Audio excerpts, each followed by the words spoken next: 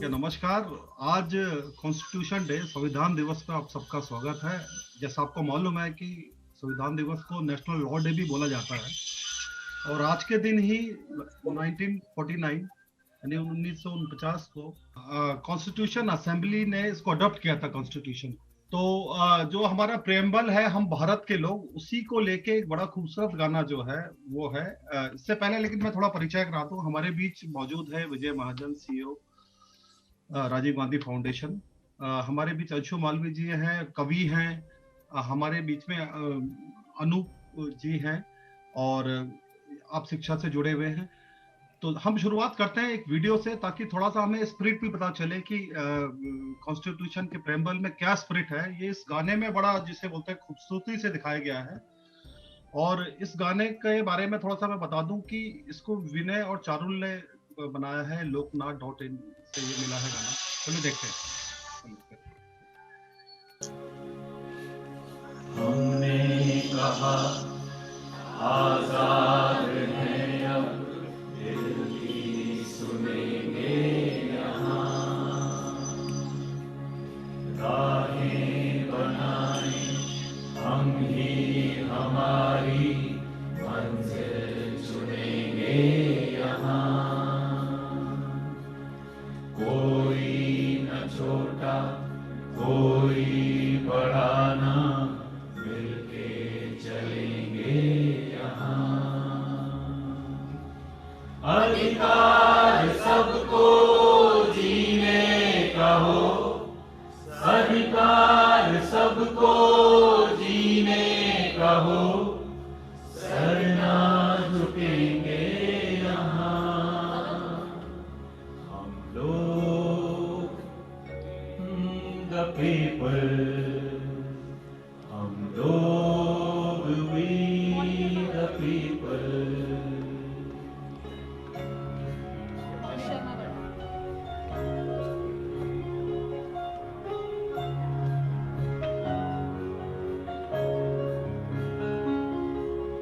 हमने कहा चूल्हे सभी के जलते रहेंगे यहाँ,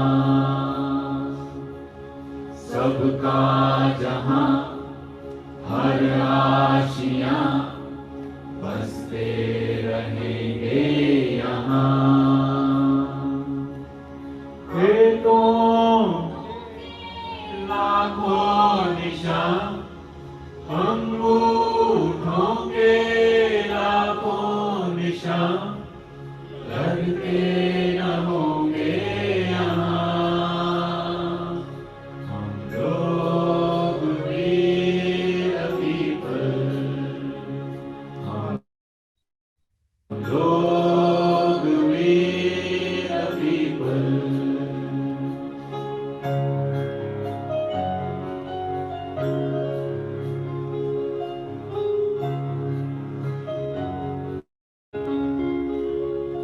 हमने कहा मेहनत कशों के सम्मान होंगे यहाँ।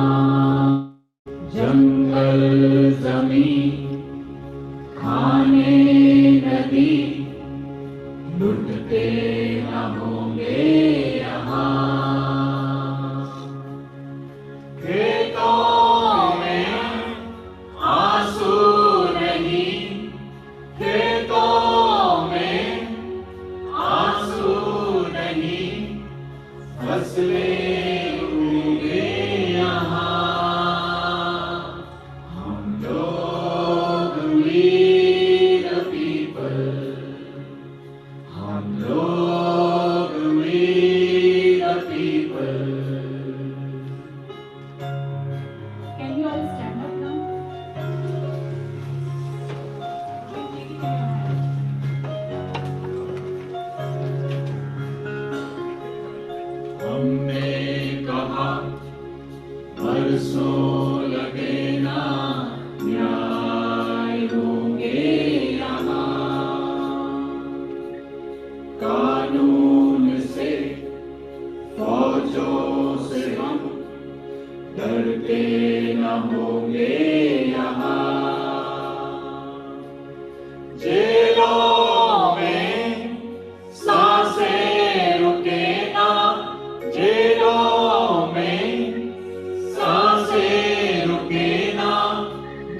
काल ना हो यहाँ,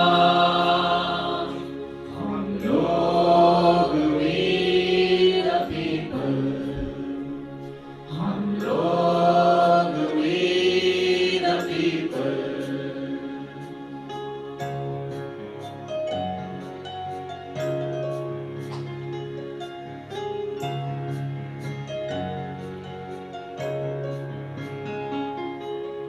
हमने कहा जाति धर्म चलते न होंगे यहाँ, चारों दिशाएं भाषा बोली आबाद होंगे यहाँ। ओ माटी हमारी, लोग हमारे, माटी हमारी, लोग हमारे, आजाद होंगे यहाँ। हम लोग वीर पीपल, हम लोग वीर पीपल, अपने वीर पीपल, हसीनों की वीर पीपल, नम्र वीर पीपल, नवजनरू वीर पीपल, आंगरा वीर पीपल, आमिजाकालो वीर पीपल, आसलूक वीर पीपल, आमिलोक वीर पीपल, आमुआका वीर पीपल, वीर पीपल।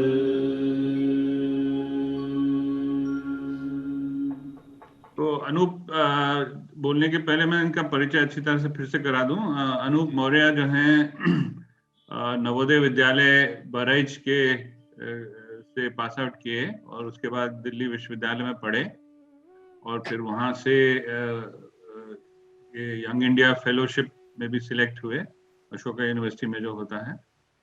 और पिछले 4 साल से ये पब्लिक स्फीयर में काम कर रहे हैं और इन्होंने एक भारत नवोदय अभियान, एक जो नवोदय विद्यालय के जितने भी स्टूडेंट्स पास आउट हुए हैं उनका एक एसोसिएशन के रूप में बनाया और बहुत मेहनत से काम कर रहे हैं। और इनका एक जो कार्यक्रम है जिसमें नवोदय के जो प्रतिभावान छात्र हैं 12वीं में और जो कॉन्स्टिट्यूशन और लॉ को समझना चाहते हैं और लॉ आगे पढ़ना चाहते हैं, उनके लिए स्पेशल ट्रेनिंग का प्रोग्राम इन्होंने किया ताकि वो कॉमन लॉ एडमिशन टेस्ट वगैरह में भी कर सकें। लेकिन जब तक कि हम संविधान को नहीं समझेंगे तो बाकी सब लॉ का तो कोई मतलब नहीं है। तो अनूप, थोड़ा बताइए आपके काम के बारे में और आपके साथ अगर कुछ बच्चे हैं तो 1-2-4 का परिचय भी करा दीजिए। मेरे साथ में मेरे कुछ मतलब दोस्त हैं छोटे वाले जो मेरे साथ पढ़ाई करते हैं मेरे प्रोग्राम में, सर आपने कहा।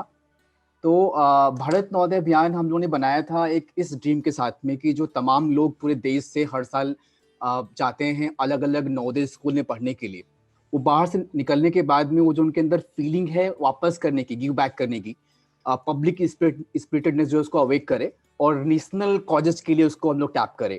तो एक बड़ी कम्युनिटी है 12 लाख लोगों की जो 1991 से स्कूल से बाहर निकल रहे हैं हर साल, और अभी हर साल 45,000 लोग निकलते हैं और अभी सीटें बढ़ेंगी तो 50-55 हज़ार लोग हर साल हो जाएंगे। तो इस पूरे नेटवर्क में अभी तक करीब 12 लाख लोग हैं जो कि हर साल 45,000 लोग जुड़ते रहेंगे और ये नेटवर्क बढ़ता रहेगा। और ये लोग वो हैं जिसमें SC ST सबका रिजर्वेशन होता है और करीबन 75% लोग BPL होते हैं। तो ये एक ऐसी जनसंख्या है जिसके अंदर ना सिर्फ जुनून है और ना सिर्फ समझ है एक ग्रास रूट्स की रियलिटीज की, बल्कि उसके साथ में ही वो कहीं ना कहीं उस समाज से आते हैं जिसके लिए हम और आप काम करते हैं, तमाम मिलियंस ऑफ लोग काम करना चाहते हैं।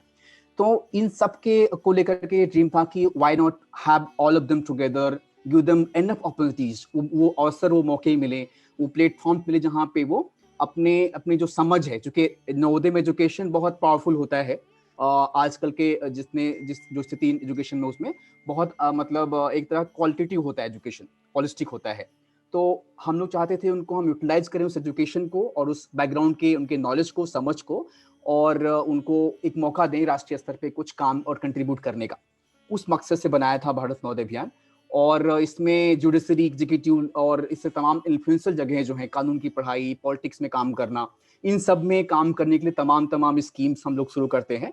फॉर एग्जांपल अभी बिहार चुनाव हुए तो उसमें करीबन 20 लोग थे जो नवोदय समुदाय से बिहार से चुनाव लड़ रहे थे, उसमें से 4 लोग जीते। तो अभी मेरे साथ में करीबन अभी इधर 25-30 लोग हैं जो कि मेरे बीएनए प्रोग्राम में इसके पार्टिसिपेंट्स हैं, और इस समय करंट स्टूडेंट्स हैं नवोदय विद्यालय के, यंग लोग हैं हमारे साथ। तो वो लोग जो है फ्लैगशिप प्रोग्राम का हिस्सा हैं। हमारा फ्लैगशिप प्रोग्राम जो है वो एस्पायर करता है कि हम लोग यंग लोगों को ढूंढें और उनके दिमाग में सही सेट ऑफ नॉलेज जो है एक कॉन्स्टिट्यूशन के लिए और एक समाज के लिए उनको इम्पार्ट करें, जो कि आगे चल करके जहाँ भी वो जाएं वहाँ पे वो अपने कम्युनिटी की वॉइस को रिप्रेजेंट करें। और अपना पहला मकसद तरीका ये है कि हम उनको एनएलयू भेजें, जो राष्ट्रीय नेशनल यूनिवर्सिटी होती है, वहाँ पर वो पुख्ता कानून की पढ़ाई करें, सीखें और उसके बाद में उसको यूटिलाइज करें अपने समाज की, अपनी कम्युनिटी को सर्व करने के लिए अलग अलग पोजीशंस के माध्यम से। तो मेरे साथ में वो कुछ लोग हैं। मैं चाहता हूँ अगर कुछ लोग आकर के बात कर सके, जैसा सर ने कहा था। Anybody from BNA scholars program? Good evening to everyone. I hope I am audible. Yes, you're audible. Go ahead. Thank you, Anup sir, for selecting me. Sir, BNA means Bharat Navodaya अभियान में हमें 14 नवंबर लास्ट ईयर जब हमने भारत नवोदय अभियान को join किया था, and almost we complete 1 year with Bharat Navodaya Abhiyan. And मैं मतलब काफ़ी, क्योंकि लॉकडाउन की वजह से हम काफ़ी टाइम साथ नहीं रह पाए। 20 मार्च को हम लोग के स्कूल बंद हो गए थे और अभी तक स्कूल बंद ही है, तो उस वजह से हम लोग साथ नहीं रह पाए काफ़ी टाइम। लेकिन ऑनलाइन हमारी स्टडी चल रही है सर, तो उससे भी काफ़ी हेल्प मिल रही है। बट ऑनलाइन इतना इफेक्टिव हो नहीं पाता जितना हम अगर साथ रहकर करते, लेकिन फिर भी हम लोग बीएनए हमारे लिए भी ट्राई कर रहा है अच्छा हमेशा। और सर, प्रीएम्बल के बारे में एक इवेंट छोटी सी मैं आप लोगों के साथ शेयर करना चाहूँगा। मेरे सभी दोस्त भी यहाँ पर हैं।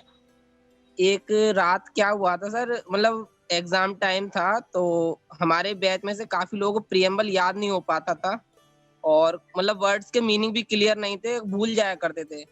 तो अनूप सर हम लोगों को लेके गए, ठंडी का टाइम था बाहर, कि ठीक है आप लोग बाहर रहो, जब तक प्रीएम्बल याद नहीं होगा तब तक आप लोगों को आगे पढ़ाई नहीं कराई जाएगी कुछ भी।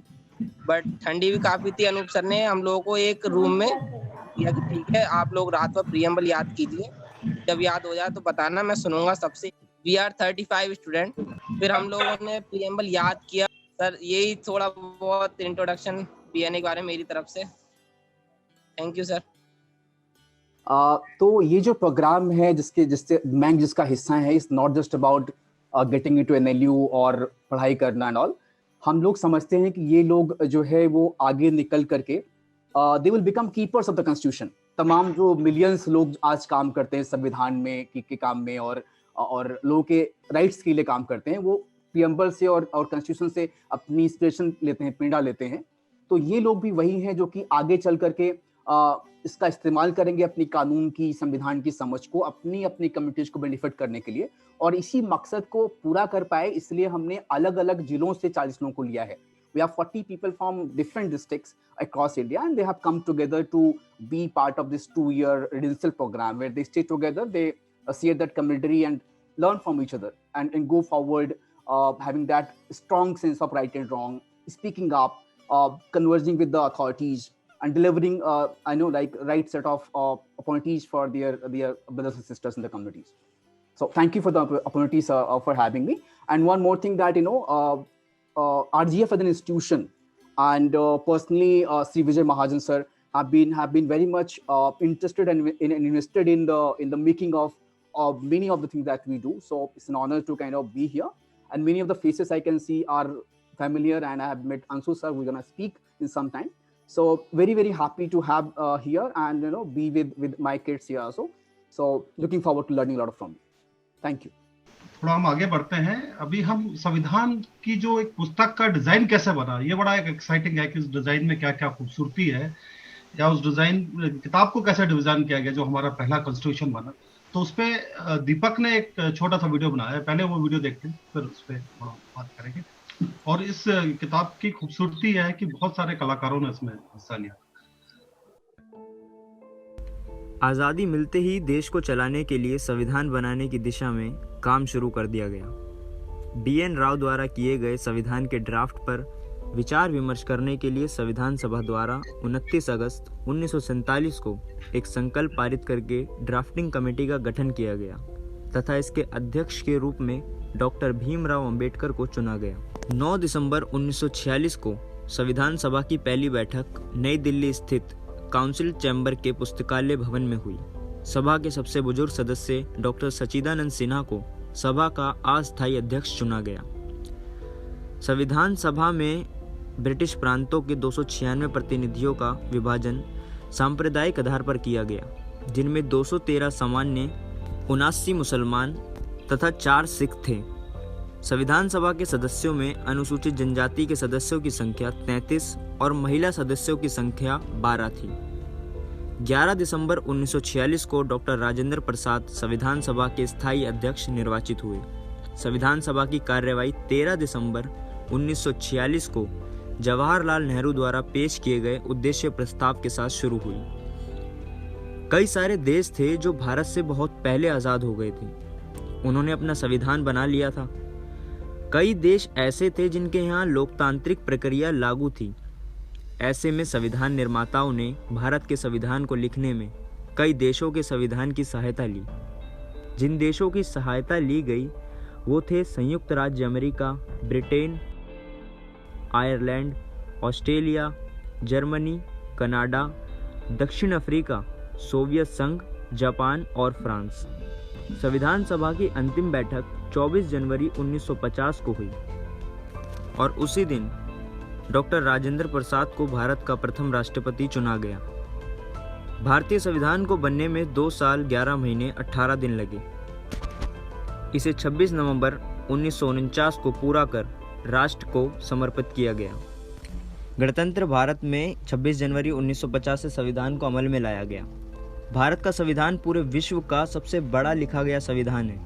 इसमें कुल 448 आर्टिकल, 22 भाग, 12 शेड्यूल और 97 अमेंडमेंट हैं। मूल संविधान हस्तलिखित है।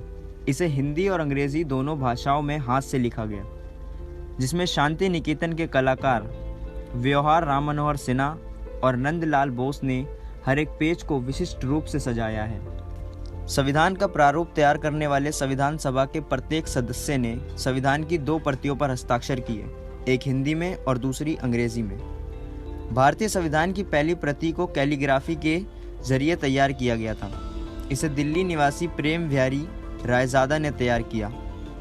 सक्सेना कायस्थ परिवार में जन्मे प्रेम बिहारी रायजादा का पारिवारिक कार्य कैलीग्राफी था। उन्होंने सरकार के सामने अपनी एक शर्त रख दी। शर्त कुछ यूं थी कि वो संविधान के हर पन्ने पर अपना नाम और अंतिम पृष्ठ पर अपने दादाजी का नाम लिखेंगे, जिसे सरकार ने मान लिया। इस काम के लिए उन्हें संविधान सभा के भवन में ही एक हॉल दे दिया गया, जहां उन्होंने 6 महीने में ये काम पूरा किया था।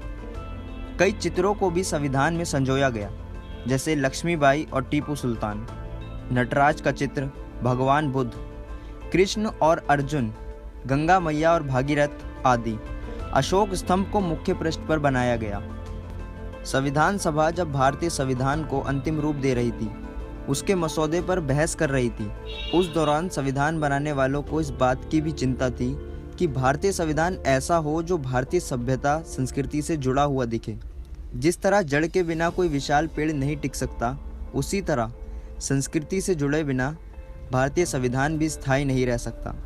ऐसी सोच संविधान निर्माताओं की थी।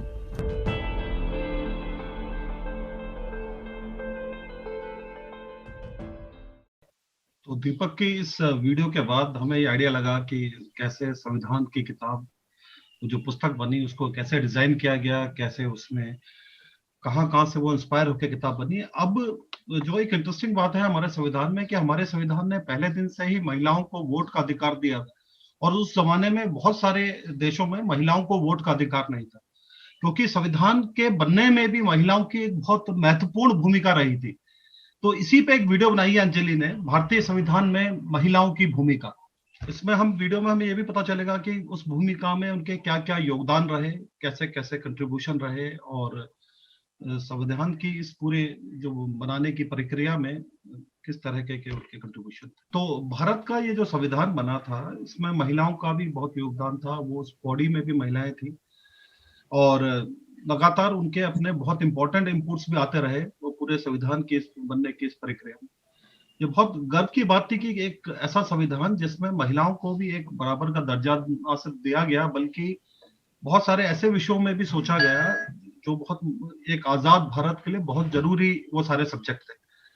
भारत के संविधान को 26 नवंबर 1939 यानी आज ही के दिन संविधान सभा में अपनाया गया। हम सभी डॉक्टर भीमराव अंबेडकर को फादर ऑफ कॉन्स्टिट्यूशन के रूप में जानते हैं, और संविधान के निर्माण में मदद करने वाले सभी पुरुष सदस्यों को भी। संविधान सभा में कुल 389 सदस्य थे। सभी सदस्यों में 15 महिला सदस्य थी, जिनका योगदान हम आसानी से भूल जाते हैं। तो आइए याद करते हैं उन शक्तिशाली महिलाओं को जिन्होंने हमारे संविधान को एक मजबूत खाका दिया, जिसमें पहली हैं अम्मू स्वामीनाथन। 1939 में संविधान सभा की सदस्य बनी, और आगे चलकर 1959 में एक शौकीन फिल्म शौकीन अम्मू राष्ट्रपति के रूप में सत्यजीत रे के साथ फेडरेशन ऑफ फिल्म सोसाइटीज़ की उपाध्यक्ष बने। उन्होंने भारत स्काउट्स एंड गाइड्स 1960-1965 और सेंसर बोर्ड की अध्यक्षता भी की। दक्षिणेय वेल्युधन, पहली और एकमात्र दलित महिला जिन्हें संविधान सभा में चुना गया। इन्होंने डॉक्टर भीमराव अंबेडकर के साथ मिलकर अनुसूचित जनजातियों की अगुवाई की। बेगम एजाज रसूल, संविधान सभा की एकमात्र महिला मुस्लिम सदस्य। 2000 में सामाजिक कार्यों में योगदान के लिए इन्हें पद्म विभूषण से नवाजा गया। केंद्रीय समाज कल्याण बोर्ड, राष्ट्रीय महिला शिक्षा परिषद, लड़कियों की राष्ट्रीय समिति और महिला शिक्षा जैसे संगठनों की अध्यक्ष थी। 1975 में उन्हें पद्म विभूषण से नवाजा गया। अगली हैं हंसा जीवराज मेहता। उन्होंने गुजराती में कई किताबें लिखी और गुलिवर ट्रेवल्स सहित कई अंग्रेज़ी कहानियों का अनुवाद भी किया। 1945-46 में अखिल भारतीय महिला सम्मेलन की अध्यक्ष भी बनी। कमला चौधरी, 1930 में गांधी जी द्वारा शुरू किए गए सवर्ण अवज्ञा आंदोलन में सक्रिय भागीदारी निभाई और साथ ही कांग्रेस की अध्यक्ष भी रही। लाली राय, 1937 में वह कांग्रेस में शामिल हुई और अगले साल बंगाल प्रांतीय कांग्रेस महिला संगठन की स्थापना की। मालती चौधरी, मालती ने अपने पति के साथ कई आंदोलनों में भाग लिया, पर सबसे प्रसिद्ध 1934 उड़ीसा पदयात्रा में उन्होंने गांधी जी के साथ भाग लिया। अगली हैं पूर्णिमा बनर्जी। सत्याग्रह और भारत छोड़ो आंदोलन में भाग लेने के लिए कई बार गिरफ्तार हुई। संविधान सभा में पूर्णिमा बनर्जी के भाषणों ने कई पहलुओं को खंगाला। रेणुका रे, 1934 में AIWC के कानूनी सचिव के रूप में उन्होंने भारत में महिलाओं की कानूनी क्षमता नामक एक दस्तावेज प्रस्तुत किया, एक जांच के लिए एक दलील। आगे 1943 से 1946 तक वह केंद्रीय विधानसभा और संविधान सभा की सदस्य रहीं। अंतिम तक वह संसद की सदस्य थी। सरोजनी नायडू, उन्हें लोकप्रिय रूप से भारत का कोकिला कहा जाता है। सरोजनी नायडू ने कई गिनाने वाले काम किए, पर उनकी ब्रिटिश विरोधी गतिविधियों ने उन्हें कई बार जेल की सजा खिलाई। 1930, 1932 और 1942 से 43 भी। वह 1931 में गोलमेज सम्मेलन में अनिवार्य रूप के दूसरे सत्र में गांधी जी के साथ लंदन भी गई। सरोजिनी नायडू को उनकी साहित्यिक प्रगति के लिए भी जाना जाता है। सुचेता कृपालिनी, उन्हें 1942 के भारत छोड़ो आंदोलन में उनकी भूमिका के लिए विशेष रूप से याद किया जाता है। स्वतंत्रता के बाद कृपालिनी राजनीतिक कार्यकलापों में दिल्ली में से एक सांसद के रूप में रही। विजयलक्ष्मी पंडित, कांग्रेस के सभी अधिकारियों की तरह उन्होंने ब्रिटिश सरकार की घोषणा के विरुद्ध 1937 में इस्तीफा दे दिया। सितंबर 1953 में वह पहली महिला और संयुक्त राष्ट्र महासभा की अध्यक्ष चुनी जाने वाली पहली एशियन के रूप में नियुक्त हुई। चलते हैं हमारी आखिरी सदस्यता की ओर, एनी मस्करीन। वह त्रिकोण राज्य कांग्रेस में शामिल होने वाली पहली महिला सदस्य बनी और साथ ही वह केरल में पहली महिला सांसद भी थी। इस बात में कोई दो राय नहीं कि इन सभी 15 महिलाओं ने संविधान के निर्माण में बहुत ही महत्वपूर्ण भूमिका निभाई और शायद इसी का नतीजा है कि भारत पहला ऐसा देश बना जिसमें संविधान बनने के साथ ही महिलाओं को वोट का अधिकार मिला। तो चलिए अब जानते हैं महिलाओं को मिलने वाले अधिकार। लैंगिक समानता के अधिकार। पहला, महिलाओं को समान वेतन का अधिकार। महिलाओं को गरिमा और शालीनता का अधिकार। महिलाओं को कार्यस्थल उत्पीड़न के खिलाफ अधिकार है। चौथा, घरेलू हिंसा के खिलाफ महिलाओं का अधिकार। पांचवा, महिला यौन उत्पीड़न पीड़ित को अपनी पहचान गुमनाम रखने का अधिकार। छठा, महिलाओं को मुफ्त कानूनी सहायता पाने का अधिकार। सातवां, महिलाओं को रात में गिरफ्तार ना करने का अधिकार। आठवां, महिलाओं को आभासी शिकायतें दर्ज करने का अधिकार। नौवां, महिलाओं को अभद्र प्रतिनिधित्व के खिलाफ अधिकार। 10वां, स्त्रियों को हक है कि वह डटी रहे। 11वां, महिलाओं को 0 FIR का अधिकार। ये उन सभी अधिकारों में से कुछ हैं जो महिलाओं को दिए जाते हैं। साथ ही समय के साथ साथ भारतीय संविधान में नए अधिकार जोड़े भी जाते रहते हैं, जैसे कि साइबर बुलिंग के खिलाफ अधिकार और भी कई।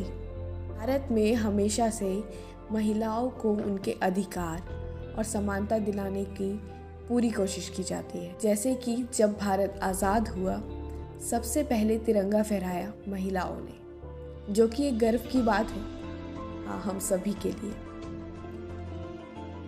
हिलरी क्लिंटन कहती हैं कि मानव अधिकार महिला अधिकार है और महिला अधिकार मानव अधिकार। एक बार और सभी के लिए। बहुत बहुत शुक्रिया अंजलि, बहुत अच्छी वीडियो बनाई और स्पेशली जो महिलाओं के अधिकार और महिलाओं की जो भूमिका रही पूरे संविधान के बनने में। अब इसके बाद हम आरक्षण और जो दलितों के इश्यूज थे उसको लेकर एक छोटी सी वीडियो बनाई है निराली ने, वो हम देखेंगे कैसे आरक्षण का मुद्दा संविधान में आया और इस पे क्या क्या चर्चाएं चली।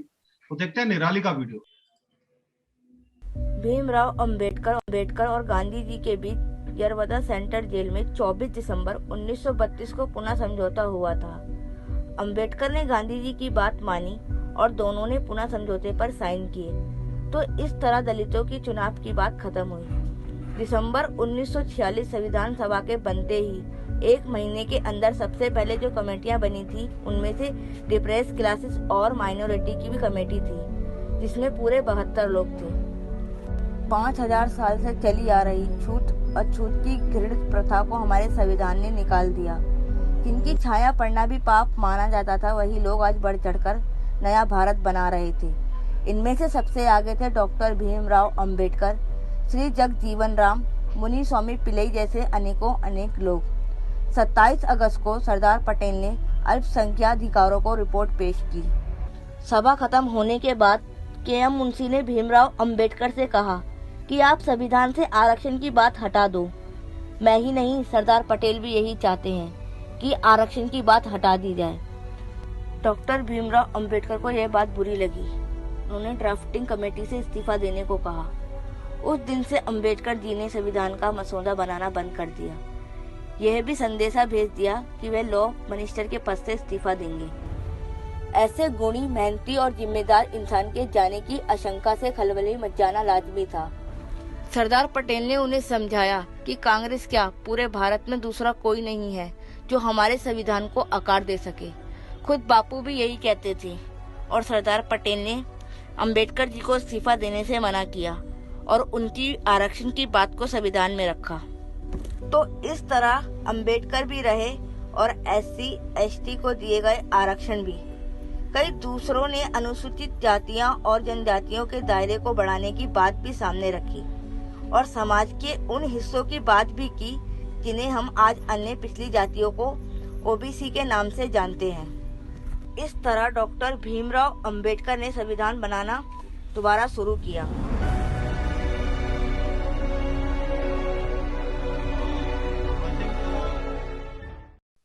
निराली की वीडियो के बाद अब एक सवाल था, जब हमारा संविधान बन रहा था तो बहुत सारी चुनौतियां थी संविधान के सामने, क्योंकि इतना ज्यादा जैसे विविधताओं वाला देश था, अलग अलग जातियां, ट्राइब्स और अलग अलग धर्म, तो उन सब को संविधान को बनाने में भी बहुत सारी चुनौतियां थी, बहुत सारी डिस्कशंस हुई, एक एक मुद्दे पे बहुत विचार हुआ। इन सब संविधान के सामने जो चुनौतियां थी, लोकेश धाकड़ और सिद्धांत ने मिलकर एक वीडियो बनाया है, संविधान के चुनौतियां। तो आज देखते हैं ये वीडियो कि क्या चुनौतियां रही संविधान बनते समय। We the people of India, having solemnly resolved to constitute India into a sovereign democratic republic and to secure to all its citizens justice, social, economic and political, liberty of thought, expression, belief, faith and worship, equality of status and of opportunity, and to promote among them all fraternity, assuring the dignity of the individual and the unity of the nation. In our Constituent Assembly, this 26th day of November 1949, do hereby adopt, enact and give to ourselves this Constitution. एक बार संविधान सभा के कुछ लोग गांधी जी से मिलने पहुंचे, तो गांधी जी ने उन लोगों को एक तावीज दिया। इस पर वो लोग आश्चर्यचकित रह गए कि गांधी जी और तावीज। तब गांधी जी ने तावीज के मंत्र के बारे में बताया कि जब कभी अपने आप को शंका में घिरा पाओ तो इस परीक्षा को अपनाना। सबसे दीनहीन, गरीब, कमजोर इंसान जिसे तुमने देखा हो उसका चेहरा याद करना और स्वयं से पूछना, जो मैं करने जा रहा हूँ उससे क्या उसका भला होगा, इस कदम से उसे कुछ मिलेगा या नहीं, इससे क्या वो अपने भाग्य और जीवन को सुधार पाएगा या नहीं, या यूं कहो ऐसे करोड़ों लोगों को स्वराज मिलेगा या नहीं जो तन और मन की भूख से तड़प रहे हैं। फिर देखना तुम्हारी सारी शंकाएं छूमंतर हो जाएंगी। आज़ादी के 5 दिन बाद 20 अगस्त 1947 को संविधान सभा फिर मिली।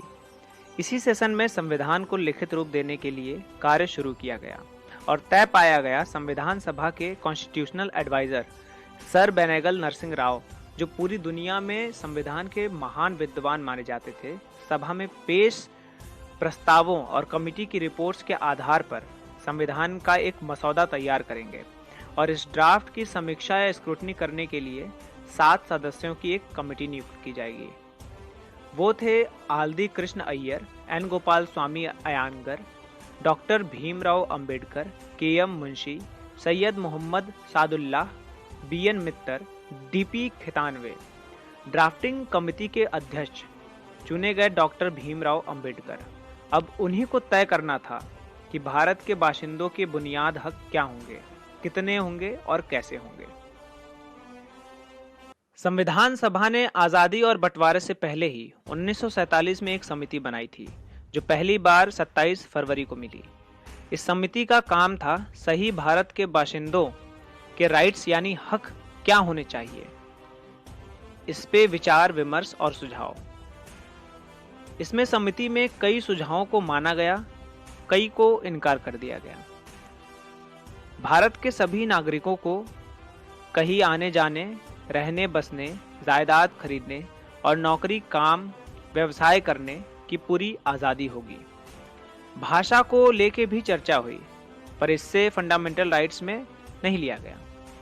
राजकुमारी अमृत कौर जी का भी कहना था कि नेशनल लैंग्वेज हम कल कुछ भी चुने, लेकिन आज हम जब बुनियादी हक के बारे में सोच रहे हैं तो ये इससे कोई इत्तेफाक नहीं रखता। तभी समिति के सदस्य ने कहा कि वसीहत में मिली पदवियों का हमारे नए भारत में क्या काम, और इससे अमृत कौर जी भी सहमत थी। ऐसे ही बहुत से विषयों पे विचार विमर्श हुआ, जैसे कि 14 साल के बच्चे से लेबर नहीं, बर्तनाई सरकार यानी ब्रिटिश सरकार सिटीजन से कभी भी उनके फंडामेंटल राइट्स छीन सकती है, पर हम ऐसा नहीं करेंगे।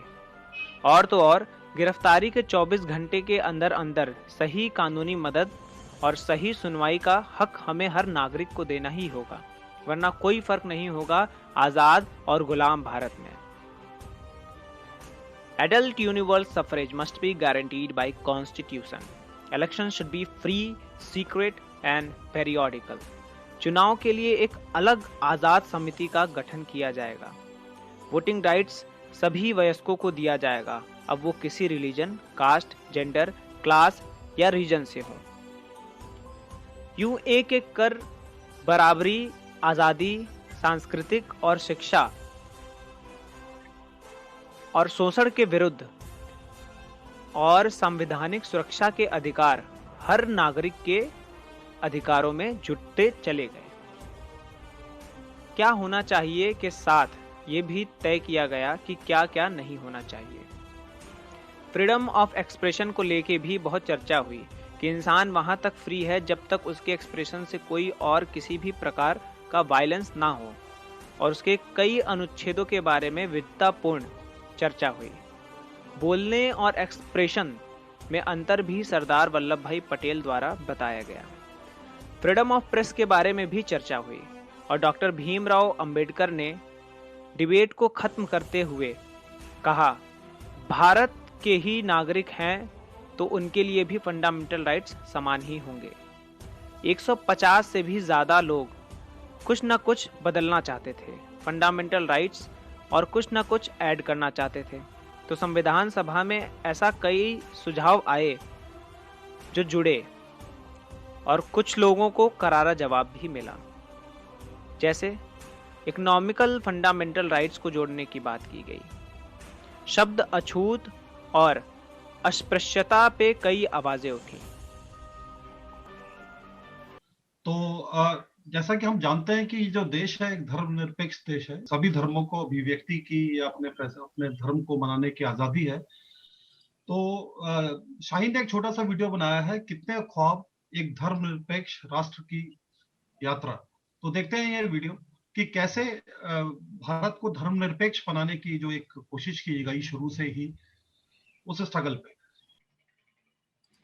आजाद देश का एक अपना आईन, तसव्वुर एक नए मुल्क का, एक अखंड हिंदुस्तान के ख्वाब की ताबीर। मगर क्या ये एक वाहिद ख्वाब था जो हकीकत की ज़मीन पर अपने पैर पसारने जा रहा था? हज़ारों ख्वाहिशें ऐसी कि हर ख्वाहिश पे दम निकले, बहुत निकले मेरे अरमां, मगर फिर भी कम निकले। मुसलमानों का क्या होगा? यही वो सवाल था जिसने बंटवारे के बीज बोए और जिसे बहुत ही शातिराना अंदाज से सींचा अंग्रेज़ों ने। अंग्रेज़ों की शय पाकर ही मोहम्मद अली जिन्ना ख्वाब देखने लगे मुसलमानों के लिए एक नए खुद मुख्तार मुल्क का, प्यारा पाकिस्तान। कितने ख्वाब, कितने पाकिस्तान, कितने प्रिंसेस्तान, और एक अखंड हिंदुस्तान के आखिर कितने हिंदुस्तान और किस कीमत पर? क़त्ल व गारत, खून रेजी, वहाँ कितनों को तख्तो ताज का अरमा है क्या कहिए, जहाँ साइल को अक्सर कासाए साइल नहीं मिलता, ये कत्लेआम और बेइज़्न कत्लेआम क्या कहिए, ये बिस्मिल कैसे बिस्मिल हैं जिन्हें कातिल नहीं मिलता। कांग्रेस के लीडर्स को ये बात किसी सूरत मंजूर न थी। वो अपने बदतरीन ख्वाब में भी टूटे टुकड़े हुए हिंदुस्तान का तसव्वुर नहीं कर सकते थे। एक देश का एक संविधान बनाकर वो खुद मुख्तार हिंदुस्तान को असल मायने देना चाहते थे, मगर ये राह जितनी हम सोच सकते हैं उससे कहीं ज़्यादा मुश्किल थी। एक के बाद एक अड़चनें आती चली गईं, मगर कांग्रेस की धर्मनिरपेक्ष राष्ट्र सेकुलर नेशन की सोच को टस से मस न कर सकी।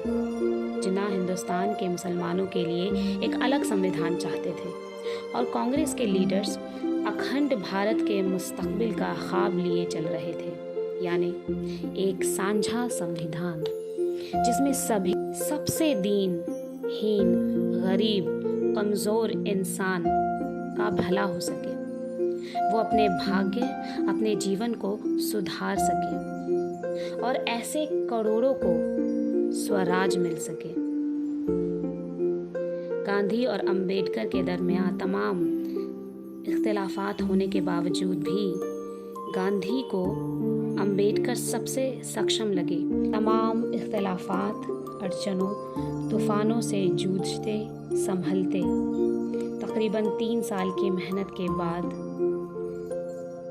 एक संविधान बना जो हर एक हिंदुस्तानी के हाल और मुस्तकबिल की सरपरस्ती करता है। धन्यवाद अंशुम मालवीय जी। आई थिंक इस वीडियो से हमें पता चला कि कैसे हम लोगों ने एक धर्मनिरपेक्ष राज्य की सोच बनाई। सबको नमस्कार, सभी साथियों को। एक जब संविधान की बात होती है, इतने खूबसूरत वीडियोस अभी हम लोगों ने देखे कि उससे ज्यादा डिटेल या कुछ ऐसा बताने को ज्यादा रहता नहीं है एक छोटे से प्रोग्राम में। लेकिन मैं फिर भी कोशिश करूंगा कि जो हमारे संविधान के मूल्य हैं, किन सिद्धांतों पे बना है, उस पे थोड़ी सी चर्चा कर लें हम लोग। एक बहुत ही खूबसूरत पुस्तक जो बहुत सारे करीब 50 लोगों ने मिलके बनाई थी, जिसमें इकोनॉमिस्ट हैं, चित्रकार हैं और टीचर्स हैं और एक्टिविस्ट हैं और शिक्षाविद हैं। ऐसे तमाम लोगों ने मिलके एक पुस्तक बनाई थी जिसका नाम है हम भारत के लोग। ये वो पुस्तक है जिसे हम लोगों ने पुनर्प्रकाशित किया। इसमें बहुत सारे चित्र हैं, लिखा बहुत कम है और तस्वीरें बहुत ज्यादा हैं।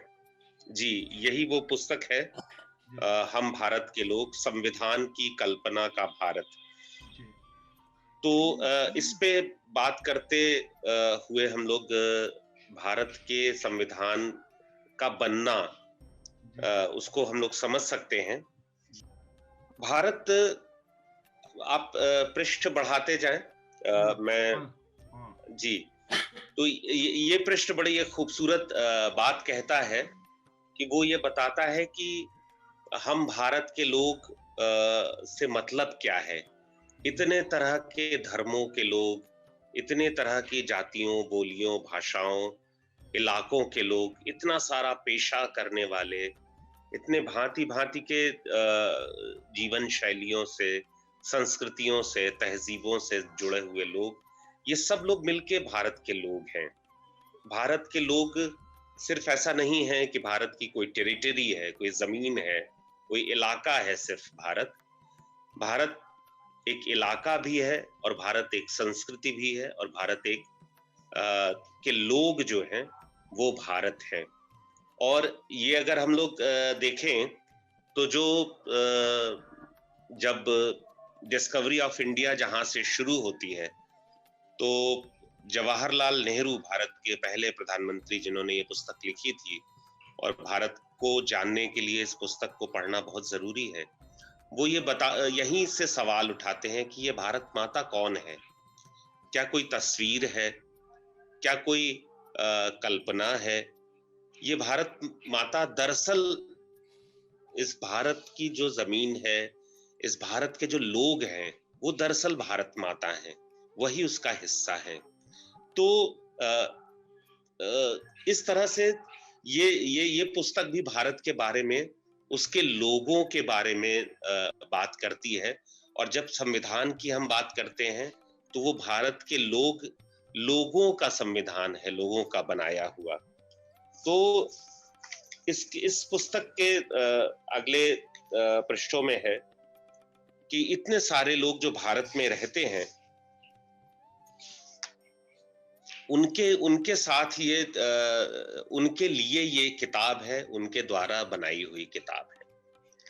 इसका अगला हिस्सा इसी पृष्ठ पे रोकिएगा।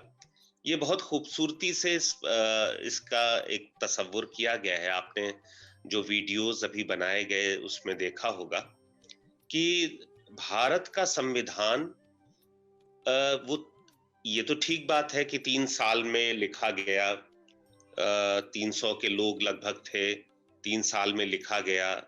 बाबा साहब डॉक्टर भीमराव अंबेडकर संविधान समिति की जो ड्राफ्टिंग कमेटी थी उसके अध्यक्ष थे, और संविधान सभा के अध्यक्ष डॉक्टर राजेंद्र प्रसाद थे, और बहुत सारे लोग उसमें देश के अलग अलग इलाकों, हिस्सों से लोग थे।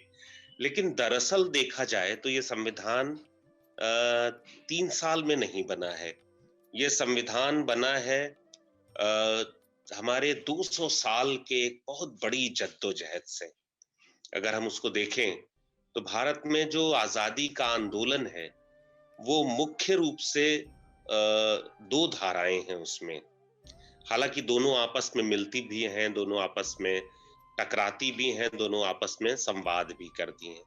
तो एक धारा तो है जिस स्वतंत्रता आंदोलन की धारा, उसका मुख्य उद्देश्य है उपनिवेशवाद से मुक्ति, और दूसरी धारा है समाज सुधार की धारा। क्योंकि आगे जैसा इस किताब में बताया गया है कि हमारी गुलामी केवल एक प्रकार की गुलामी नहीं है, उपनिवेशवाद से ही हमें मुक्ति नहीं पानी है, बल्कि हमें हर तरह की गरीबी, असमानता, गैर बराबरी, इन सारी चीजों से जो सदियों से हमारे ऊपर लगती है, उससे हमें आजादी पानी है। तो ये जो दोनों धाराएं थी, उपनिवेशवाद विरोधी एक लंबा संघर्ष जिसमें कांग्रेस पार्टी थी, जिसमें समाजवादी लोग थे, जिसमें कम्युनिस्ट पार्टियों के लोग थे, जिसमें आप सोशलिस्ट लोग थे, और जिसमें क्रांतिकारी एक बड़ी महान क्रांतिकारी धारा थी, जिसमें आजाद हिंद फौज जैसी चीजें हुई। तो ऐसे तमाम लोग उसका हिस्सा थे। एक बड़ी महान परंपरा जिसने दुनिया के उपनिवेशवाद विरोधी जो संघर्ष है उसको बहुत प्रेरणा दी। भारत का जो अपने गुलामी से मुक्ति के रास्ते के लिए जो लड़ाई लड़ी है, उसने केवल भारत को नहीं प्रेरणा दी, उसने सारी दुनिया के लोगों को प्रेरणा दी। तो इसको इन दोनों धाराओं में से इस पुस्तक में बहुत खूबसूरती से, हालांकि हम इस चुनाव को बढ़ा सकते हैं, उन्होंने गांधी जी, बाबा साहब डॉक्टर भीमराव अंबेडकर, जवाहरलाल नेहरू, भगत सिंह, सावित्रीबाई फूले, स्वामी विवेकानंद और मौलाना आजाद जैसे लोगों को चुना है। तो भिन्न भिन्न प्रेरणाएं हैं। शिक्षा का सबको शिक्षित करने का सपना है, सबको नैतिक रूप से ऊपर उठाने का सपना है, जो कि स्वामी विवेकानंद देखते हैं भारत को जगाने के लिए, और न केवल भारत को जगाने के लिए बल्कि उसकी संस्कृति को जगाने के लिए। वो बार बार न केवल हमारा आवाहन करते हैं बल्कि हमारे ऊपर गहरी चोट भी करते हैं कि हम जिन पाखंडों और रूढ़ियों में फंसे हुए हैं। तो स्वामी जी कहते हैं कि हमें उन पाखंडों और रूढ़ियों से, उस अंधविश्वास से बाहर आना होगा नए भारत के निर्माण के लिए। सावित्रीबाई ये बताती हैं कि कैसे शिक्षा के द्वारा, औरतों की बराबरी के द्वारा हम एक नए भारत का निर्माण कर सकते हैं। बाबा साहब ये हमसे कहते हैं कि ये जाति और पिछड़ेपन पे आधारित ये अगर समाज रहेगा तो हम नया भारत नहीं बना पाएंगे। गांधी जी कहते हैं कि कैसे ये भारत जो है, यहाँ का जो सबसे गरीब आदमी है, सबसे कमजोर आदमी है, उसके नजरिए से इस भारत को बनाना पड़ेगा, उसके लिए इस भारत की कल्पना करनी पड़ेगी। मौलाना आजाद जो बहुत बड़े शिक्षाविद भी थे, उन्होंने इस बात को बहुत पुख्ता तरीके से रखा कि ये भारत तभी भारत है जब ये अलग अलग संस्कृतियों का संगम है, यहाँ अलग अलग धर्मों और भाषाओं के लोग मिलजुल कर रहते हैं। अगर ये मेल जोल नहीं होगा तो ये भारत भी नहीं होगा। इसमें जवाहरलाल नेहरू हैं जिन्होंने वो एक विशेष जो अपना भाषण दिया था आजादी की रात को, जिसे हम लोग ट्रिस्ट विद डेस्टिनी कहते हैं, के नाम से जानते हैं। उसमें जवाहरलाल नेहरू बताते हैं, और जो आज भी हमारे लिए एक चुनौती है, कि भारत की खिदमत का मतलब उन लाखों लोगों की सेवा है जो वंचित हैं। इसका मतलब है गरीबी, अज्ञान, बीमारी और अवसर की असमानता का अंत। गरीबी, बीमारी, अज्ञान और अवसरों की असमानता, ये चार ऐसे मूल्य हैं जो पंडित जवाहरलाल नेहरू ने अपने भाषण में बताए थे। और आज यही चार बिंदु ऐसे बिंदु हैं जो सारी दुनिया में कल्याणकारी राज्य के लिए एक आदर्श माने जाते हैं। हमारे आज के जो कल्याणकारी अर्थशास्त्र के सबसे बड़े नायक हैं प्रोफेसर अमर्त्य सेन, नोबेल पुरस्कार विजेता, वो भी इन्हीं चार बिंदुओं से अपनी बात रखते हैं जब वो समानता और गरीबी हटाने के बारे में अपनी बातें करते हैं। तो आप देख सकते हैं कि बहुत सारे राजनेताओं ने, शिक्षाविदों ने, क्रांतिकारियों ने, कवियों ने, साहित्यकारों ने, चिंतकों ने, धर्मगुरुओं ने और भांति भांति के लोगों ने उस ऊर्जा को पैदा किया है, उस आंदोलन को पैदा किया है जिसका निचोड़ हमें संविधान में मिलता है। संविधान सिर्फ 3 साल में लिखी गई पुस्तक नहीं है, और संविधान, इसका अगला शीर्षक इस पुस्तक का कहता है कि संविधान क्या है। तो संविधान दरअसल एक देश के लोग जब अपने पैरों पे खड़े होते हैं और अपने लिए एक आपस में वादा करते हैं एक दूसरे से मिलकर कि हमारे ये अधिकार हैं, हमारे ये कर्तव्य हैं, हमारे ये हक हैं, हमारा ये फर्ज है। जब इसको अलग अलग वो आपस में तय करते हैं, तो जब इसको आपस में वो तय करते हैं तो वो इस बात को एक आपस में सहमति होती है उनके भीतर कि हमारे क्या फर्ज हैं और हमारे क्या कर्तव्य हैं। संविधान उसी सहमति का नतीजा है। देश के सारे लोग मिलकर एक ऐसी सहमति पर पहुंचते हैं और उसके मार्फत एक कानून बनाते हैं। संविधान, जैसा कि ये हमें किताब भी बताती है और हमें मालूम भी है कि ये देश का सबसे बड़ा कानून है, कानूनों का स्रोत है। इस देश में जितने भी कानून बनने चाहिए, संविधान सबसे ऊपर है। और जो कानून संविधान की भावना से अलग है, वो कानून दरअसल बनना ही नहीं चाहिए। ये बात हमें ये पुस्तक बताती है। तो संविधान, ये देश संविधान से चलता है, और ये इसके नागरिकों को, जो कि धीमे धीमे इस संविधान को भूलते जा रहे हैं, उन्हें बार बार याद दिलाने की जरूरत है। हम संविधान कैसे बना, ये पुस्तक बताती है, जिसके बारे में हमने बहुत अच्छे वीडियोस देखे हैं, बहुत सारी जानकारी हमने पाई है। तो हम उस पे और नहीं जाते हैं, हम इससे आगे बढ़ते हैं संविधान की प्रस्तावना तक।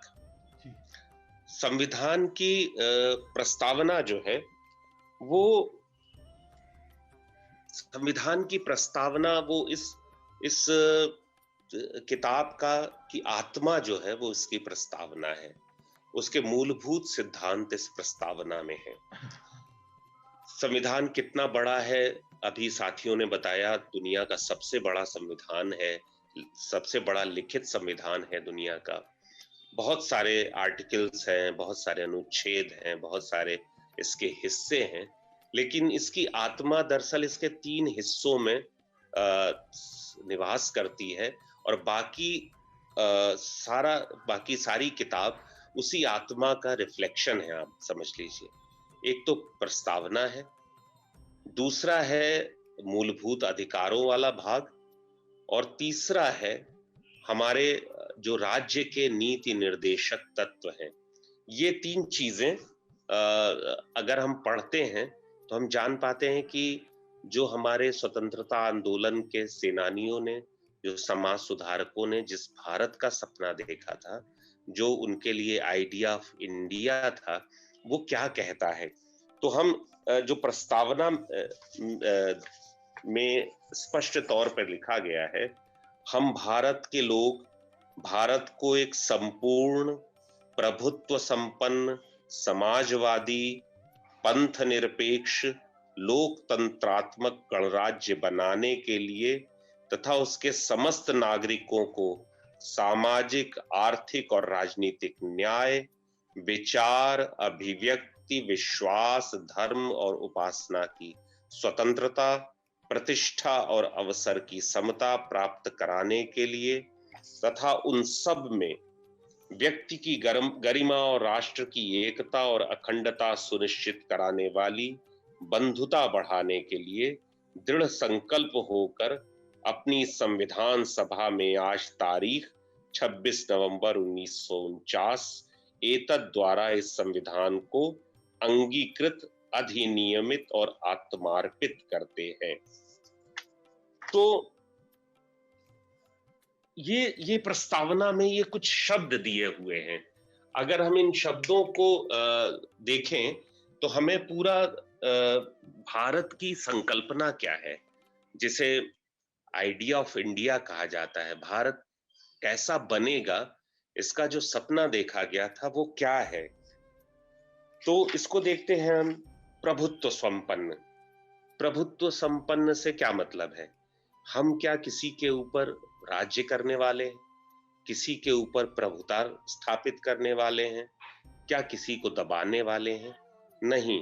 प्रभुत्व संपन्न का मतलब ये है और यही है कि यहाँ के लोग यहाँ के मालिक हैं, यहाँ की जनता इस देश की मालिक है, और हम किसी भी दूसरे देश, किसी दूसरी सत्ता, किसी धर्म, किसी और तरह की ताकत के आगे झुकेंगे नहीं। हम अपने निर्णय लेने के लिए, यानी सबसे आसान भाषा में कहा जाए तो हम अपनी किस्मत के मालिक हम खुद हैं। ये चीज हमें ये हमारा संविधान बताता है कि हम अपनी किस्मत के मालिक खुद हैं। तो दरअसल प्रभुत्व संपन्न का मतलब यही है। दूसरा शब्द है समाजवाद। समाजवाद से क्या मतलब है कि इस देश की जो संपत्ति है, इसको बहुत ही सुंदर तरीके से हमारे संविधान में अन्य जगहों पे भी लिखा गया है कि इस देश की संपत्ति यहाँ के नागरिकों की सामूहिक संपत्ति है, और ये इस संपत्ति का वितरण इस तरह से किया जाएगा जिससे हम सबको, जो देश में रहने वाले लोग हैं, उनको इस संपत्ति का वितरण उनके बीच इस तरह से किया जाएगा, और केवल संपत्ति नहीं, देश के सभी संसाधन जो हैं उनका वितरण इस तरह से किया जाएगा कि हम सबको, यहाँ के हर नागरिक को उसका लाभ मिल सके, ना कि कुछ मुट्ठी भर लोगों के हाथ में सारे लाभ सिमट के रह जाएं। एक और शब्द है और एक और सपना है। दरअसल हमारा संविधान एक सपनों की सुंदर माला की तरह है, जिसमें बहुत खूबसूरत फूल गढ़े गए हैं, और वो है पंथ निरपेक्ष। पंथ निरपेक्ष का जो भारत का संविधान में शब्द है, उसका अर्थ ये है कि हम यहाँ पे, हमारा राज्य किसी एक धर्म के साथ जुड़ा हुआ नहीं होगा।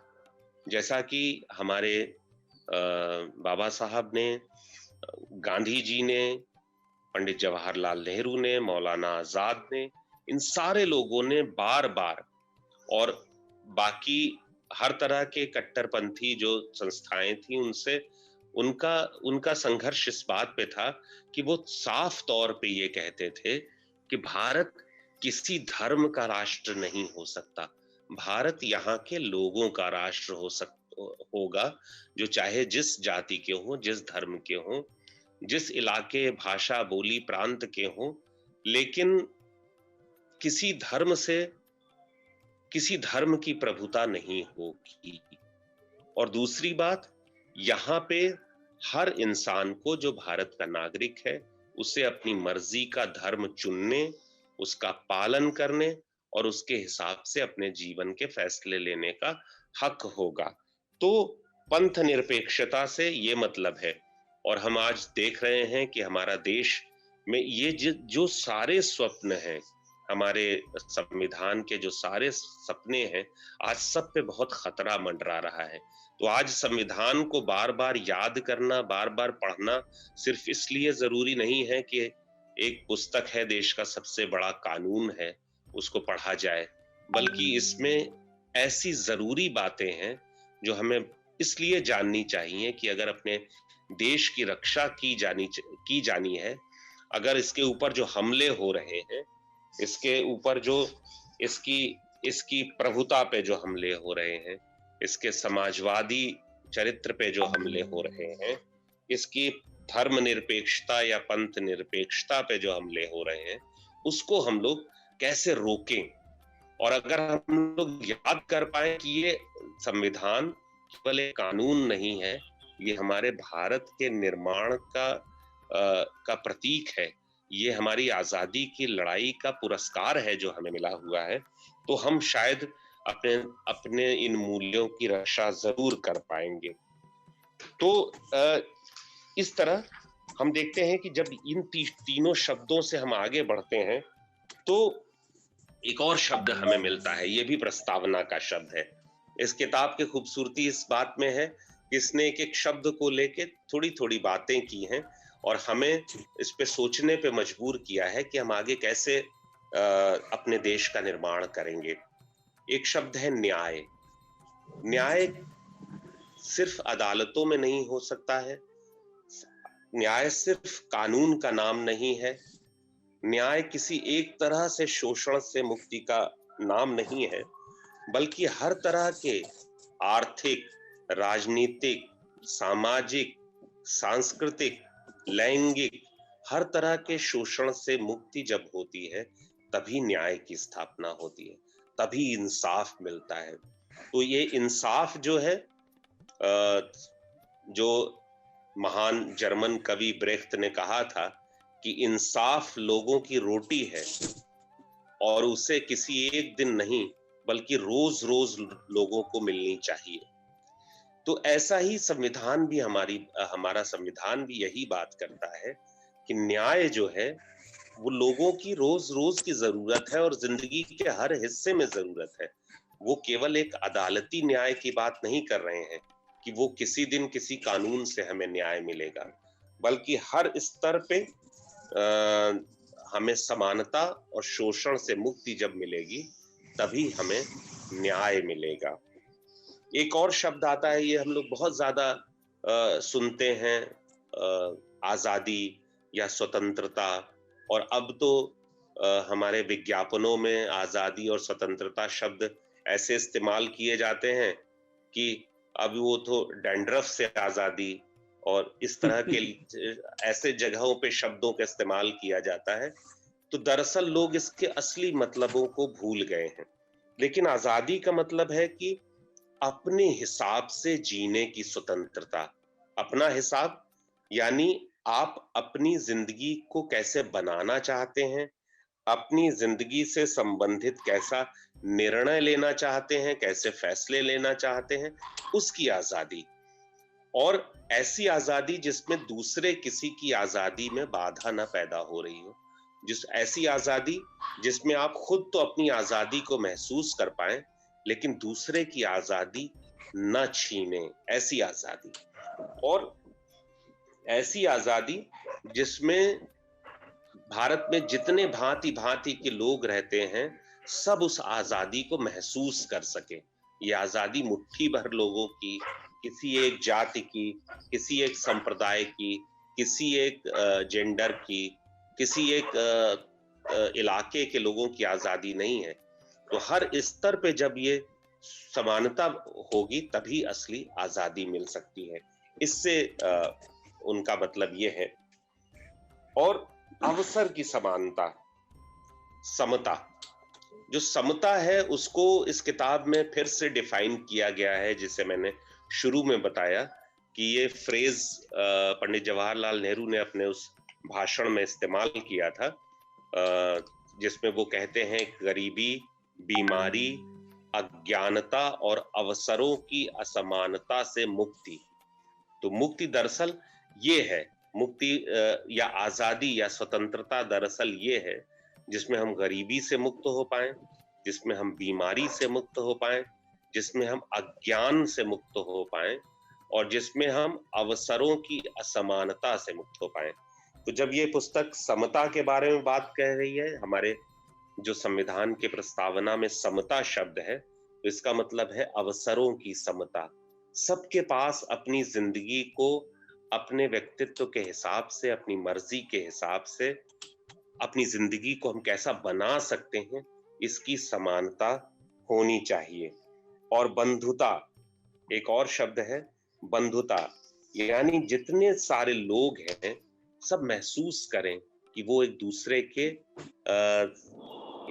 के साथी हैं, एक दूसरे के भाई बहन हैं, एक दूसरे को एक परिवार की तरह सारे लोग रह रहे हैं। एक देश में ऐसा वातावरण होना चाहिए। तो संविधान इसकी भी कल्पना करता है। तो भारत का संविधान ऐसे युग में पैदा हुआ, जब हम यहाँ से अगला पृष्ठ पे हम जाएं, तो भारत का संविधान एक ऐसे युग में पैदा हुआ जो सारी दुनिया में, इसके भी आगे एक पृष्ठ हम और बढ़ाते हैं, जब सारी दुनिया में बहुत उथल पुथल का दौर था, सारी दुनिया करवट ले रही थी और बहुत हिंसा भी थी सारी दुनिया में। वो विश्व युद्ध का दौर था, वो फांसीवादी शासनों का दौर था, जिसमें जनता की स्वतंत्रता और समानता पे पहरे लगा दिए गए थे, जिसमें धर्म के नाम पे लोगों का कत्लेआम हो रहा था, जिसमें लोगों की जो लोकतांत्रिक भावनाएं हैं, लोगों की आवाजों को दबाया जा रहा था। अगर आप वो दौर याद करें जब भारत आजाद हुआ था, तो सारी दुनिया में एक अजब हिंसा और उथल पुथल का माहौल था। लेकिन भारत ने अपनी लड़ाई, मुख्य रूप से भारत की आजादी की लड़ाई में हिंसा नहीं हुई हो ये तो नहीं कहा जा सकता, लेकिन मुख्य रूप से एक व्यापक जन आंदोलन के रूप में अपनी लड़ाई लड़ी और जीती। और हमारा संविधान उस जन आंदोलनों के रूप में, जन आंदोलनों का एक परिणाम है हमारा संविधान। और वो इस बात का हमें ये देता है, हौसला देता है कि आगे हम अपने देश में और एक लोकतांत्रिक और बराबरी पे आधारित समाज बना पाए। भारत के साथ ही बने बहुत सारे देशों में लोकतंत्र सुरक्षित नहीं रह पाया। शुरू में जो हमारे आलोचक थे हमारे देश के, वो ये भी कहते थे कि भारत में इतने बड़े पैमाने की गरीबी है, भारत में इतनी असमानता, अज्ञान और निरक्षरता है कि भारत बहुत दिनों तक एक लोकतांत्रिक देश नहीं रह पाएगा। या तो ये तानाशाही का शिकार हो जाएगा या टुकड़े टुकड़े हो जाएगा। लेकिन भारत ने वो करके दिखाया कि हमने अपने देश को न केवल लोकतांत्रिक देश बनाए रखा और बल्कि यहाँ इसकी अखंडता की भी रक्षा की। तो और बहुत सारी उपलब्धियां हैं हमारे नाम पे। इस देश ने बहुत लंबे, और ये केवल ऐसा नहीं कि किसी ये हमारे संविधान की ऐसी नीति थी जिस पे चल के हमारा जो नेतृत्व था, जो आजादी की लड़ाई से निकला था। एक बात को हमको बहुत अच्छे तरीके से समझना चाहिए कि सामान्य रूप से चुनाव लड़के सत्ता में आना और जनांदोलनों और इतनी बड़ी क्रांति जो भारत की आजादी की लड़ाई थी, उसके मार्फत किसी देश की बागडोर संभालना, दोनों में बहुत फर्क होता है। तो जो हमारा नेतृत्व था, जो हमारे नेता थे, हमारे जो लीडरान थे, वो एकदम तप के निकले थे भारत की आजादी की और समानता की लड़ाई से। उन्होंने भारत का नेतृत्व संभाला और हमारे बहुत सारे उपलब्धियां हैं, मानव विकास को लेके, व्यवस्था को लेके, आधारभूत रचना को लेके। हमारी औसत आयु बढ़ी, औसत आय बढ़ी, हमारे देश में जो इंफ्रास्ट्रक्चर था वो बड़े पैमाने पे निर्माण उसका हुआ, क्योंकि भारत अपने औपनिवेशिक काल में एक ऐसा देश बन गया था जिसमें औद्योगिकरण तकरीबन बंद हो गया था, और जो उद्योगीकरण हो भी रहा था वो उपनिवेशवाद के फायदे के लिए हो रहा था। तो ऐसे देश को एक आधुनिक देश में बदलने की चुनौती थी, जिसमें उद्योग हो, जिसमें काम धंधे हो, जिसमें बड़े पैमाने पर रोजगार हो, जिसमें शिक्षा का विकास करना हो, जिसमें चिकित्सा का विकास करना हो, जिसमें बहुत सारी संस्थाएं बनानी हो, चाहे वो सामाजिक संस्थाएं हो, चाहे वो सांस्कृतिक संस्थाएं हो। इन सारी चुनौतियों को हमारे नेतृत्व ने स्वीकार किया और हमने बहुत महान उपलब्धियां हासिल की हैं। न केवल हमने इस देश को में लोकतंत्र की जड़ें मजबूत की, बल्कि हमने बहुत सारी उपलब्धियां भी हासिल की। हमने चाहे वो मानव विकास हो, चाहे व्यवस्था हो, चाहे आधारभूत संरचना हो, हमने बड़ी उपलब्धियां हासिल की हैं। इसके बाद एक हमारा जो अगला इसका हिस्सा है पुस्तक का, वो एक बड़ी खूबसूरत बात करता है। एक तो ये कहता है, वो इस बात की तरफ हमें सावधान करता है कि हम अपनी उपलब्धियों को लेके हमने क्या क्या हासिल किया है, कहीं बहुत ज्यादा खुश ना हो जाएं, कहीं ऐसा ना हो जाए कि हम अभी जो काम बाकी हैं उनको हम भूल जाएं। तो वो हमें इसके लिए वो दिखाता है, हमें इसके लिए जगाता है।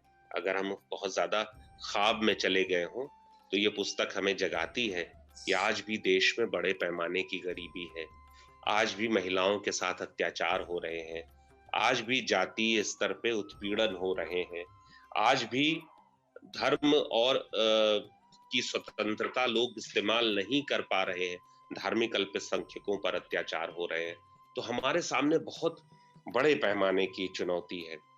और डॉक्टर बाबा साहब अम्बेडकर का एक बहुत महत्वपूर्ण कथन इस चैप्टर में दिया हुआ है, जब वो कहते हैं कि 26 जनवरी 1950 को हम एक विरोधाभासी जीवन में प्रवेश करने वाले हैं। हमारी राजनीति में समानता होगी, लेकिन सामाजिक आर्थिक स्तर पर असमानता रहेगी। राजनीति में एक व्यक्ति एक वोट के सिद्धांत की मान्यता होगी, लेकिन हम अपनी सामाजिक और आर्थिक संरचना के चलते एक व्यक्ति एवं एक वोट के मूल्य को धता बताते रहेंगे। यदि लंबे समय तक यह स्थिति रही तो जनता के लिए एक बड़ा खतरा होगा। इस विरोधाभास को यथासंभव जल्दी से दूर करना होगा, अन्यथा असमानता के शिकार लोग इस राजनीतिक जनतंत्र की संरचना को ध्वस्त कर देंगे। तो हमें ये इस बात की चेतावनी है बाबा साहब की ओर से कि हमने राजनीतिक बराबरी तो हासिल कर ली है समाज के लिए, एक व्यक्ति एक वोट। भारत का जो सबसे ताकतवर और धनी आदमी है उसके पास भी एक वोट है, और जो सबसे गरीब कमजोर आदमी है उसके पास भी एक वोट है। लेकिन इस राजनीतिक समानता और स्वतंत्रता को अगर हमने आर्थिक और सामाजिक स्वतंत्रता में तब्दील नहीं किया तो ये राजनीतिक स्वतंत्रता एक सीमा के बाद नष्ट हो जाएगी, बर्बाद हो जाएगी। और इसका मतलब ये है कि जिस तरह हमने राजनीतिक क्षेत्र में समानता, अवसरों की समानता स्थापित की है, उसी तरह हमें आर्थिक क्षेत्र में, यानी आर्थिक रूप से भी हमें गरीबी मिटानी होगी, हमें समता लानी होगी, सामाजिक रूप से जो जाति और धर्म के भेदभाव हैं, ऊंच नीच है, वो सारे मिटाने होंगे, और ताकि हमारी राजनीतिक स्वतंत्रता और हमारी आर्थिक और सामाजिक स्वतंत्रता में जो भेद है वो मिट जाए। तो एक बहुत बड़ा टास्क अगर हम संविधान को देखें तो हमारे ऊपर आता है, और जो हमारे ऊपर जिम्मेदारी है, और हमसे भी ज्यादा हमारे जो आगे आने वाली पीढ़ी है, जो बच्चे हैं, जो नौजवान हैं, उनके लिए ये बहुत बड़ी जिम्मेदारी है कि वो इस किताब का आखिरी चैप्टर भी यही कहता है अब हमारी बारी है। हमारा जो आजादी की लड़ाई थी, हमारा जो संविधान का निर्माण था, उन्होंने हमको एक जगह पहुंचाया, एक जगह पे, और बहुत सारी उपलब्धियां हासिल की, लेकिन अभी भी उतनी ही बड़ी खाइयां बाकी हैं हमारे बांटने के लिए। और दूसरा एक बड़ा खतरा ये पैदा हो गया है कि पिछले खासकर पिछले एक दशक में हमारे ऊपर एक बड़ा खतरा ये पैदा हो गया है कि हमारा लोकतंत्र, हमारा समाजवादी संकल्पना, हमारा धर्मनिरपेक्ष ढांचा, ये सारे खतरे में हैं। तो भारत के साथ ये भारत का संविधान ऐसे बना है और भारत की तहजीब ऐसे बनी है कि अगर हम सभी धर्मों का आदर करने वाले, सभी संस्कृतियों का सम्मान करने वाले एक ऐसे देश अगर हम नहीं बनते हैं तो हम एक देश के रूप में असफल हो जाएंगे, हमारा वजूद नहीं बचेगा। तो भारत का वजूद तो उसकी विभिन्नता, उसके रंग बिरंगेपन में है। जब तक भारत रंग बिरंगा है तभी भारत है। अगर भारत रंग बिरंगा नहीं होता है, यहाँ किसी एक देश, किसी एक धर्म का, किसी एक जाति का, कुछ मुट्ठी भर पैसे, ताकतवर लोगों का अगर वर्चस्व बन जाता है तो हमारा संविधान भी फेल हो जाएगा, हमारा देश भी फेल हो जाएगा। तो आज हमारे नौजवान जो साथी हैं, बच्चे जो हैं, जिनके ऊपर बहुत भारी जिम्मेदारी है इस परंपरा को निभाने की, इस संविधान की रक्षा करने की और उसको और समृद्ध बनाने की। ये पुस्तक यहीं पे समाप्त होती है और उसमें बाद में गांधी जी का जंतर है जो हम सब बहुत अच्छे तरीके से जानते हैं, बहुत सारे पोस्टर्स में हमने देखा है। तो अब मैं अपनी बात यहीं समाप्त करता हूँ इस उम्मीद के साथ कि ये हमारे संवैधानिक मूल्यों की लड़ाई जो है हमारे नौजवान साथी, हमारे बच्चे लड़ेंगे और इसको आगे लेके चलेंगे। शुक्रिया जी, बहुत बहुत धन्यवाद अंशु जी।